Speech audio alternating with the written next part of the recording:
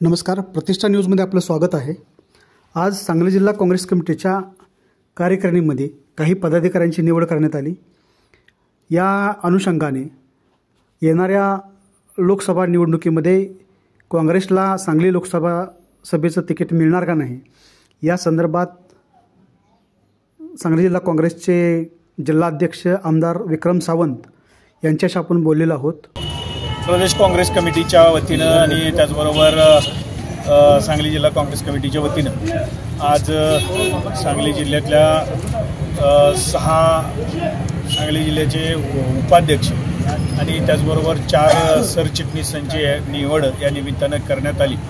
आणि ही निवड करत असताना सर्वसमावेशक त्याचबरोबर सगळ्या तालुक्यातले जे काँग्रेस प्रेमी आणि काँग्रेसची विचारधारा सर्वसामान्य जनतेपर्यंत पोहोचवण्यासाठी आज जी ही निवड करण्यात आली त्या सगळ्याच पदाधिकाऱ्यांचं मी मनापासून अभिनंदन करतो।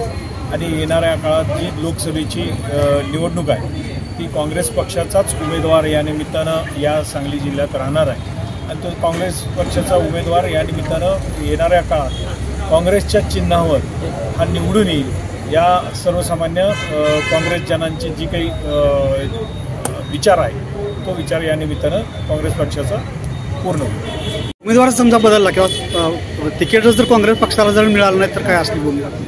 काँग्रेस पक्षाचा प्रथमतः काँग्रेस पक्षाचा उमेदवार या ठिकाणी बदलला जाणार नाही। ही जागा काँग्रेस पक्षालाच सोडली जाईल।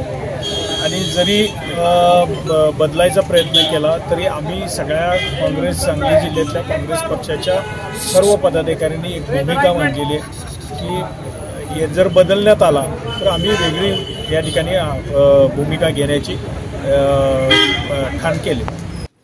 काँग्रेस पक्षाच्या जिल्हा कार्यकारिणीमध्ये निवड झालेले पदाधिकारी असे वरिष्ठ उपाध्यक्षपदी ज्येष्ठ नेते सिकंदर आप्पासाहेब जमादार यांची निवड झालेली आहे।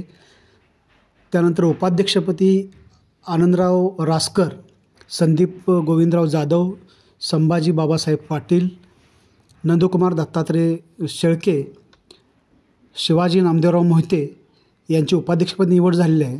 तर खजिनदारपदी सुभाष बाळीशा खोत यांची निवड झालेली आहे। सरचिटणीसपदी मिलिंद रामचंद्र डाके यांची निवड झालेली आहे। सरचिटणीसपदी सदाशिव दशरथ खाडे यांचीसुद्धा निवड झालेली आहे। तर सदस्यपदी शेखर सदाशिव तवटे यांचीही निवड झालेली आहे। कधी नव्हे ते सांगली जिल्ह्यातली सगळ्या काँग्रेसचे गट एकत्रपणे आलेले आहेत। तर पाहूया येणाऱ्या काळात ते कसे निवडणुकीला सामोरे जात आहेत।